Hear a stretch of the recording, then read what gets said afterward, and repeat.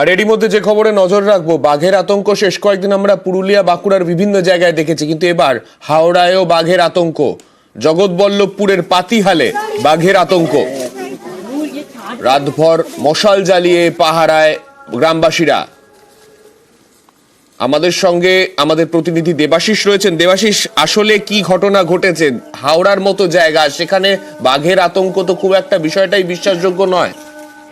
একেবারেই বিশ্বাসযোগ্য নয়, এবং সেই বিশ্বাসযোগ্যতা অবশ্যই সাধারণ মানুষের কাছে তারা ভয় পাচ্ছে, আতঙ্ক হচ্ছে। তবে বন দপ্তর থেকে, পুলিশের তরফ থেকে পরিষ্কার ঘোষণা করা হয়েছে কোনো বাঘ নয়, সম্ভবত যে রাজ্য প্রাণী বাঘরোল আমরা মূলই বা ফিশিং ক্যাট, সেই কোন বড় ধরনের একটি ফিশিং ক্যাট সেখানে দেখা গেছে।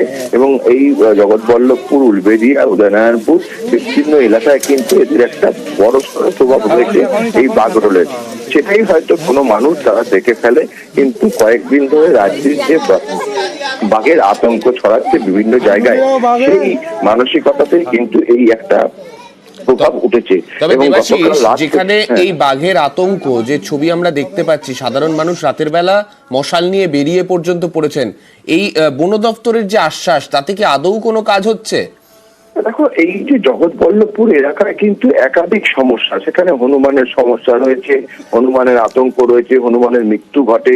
বন দপ্তরের তরফে যে ঘোষণা করা হয় এবং বন দপ্তরের আশ্বাসে তারা কখনোই আশ্বস্ত হতে পারে না।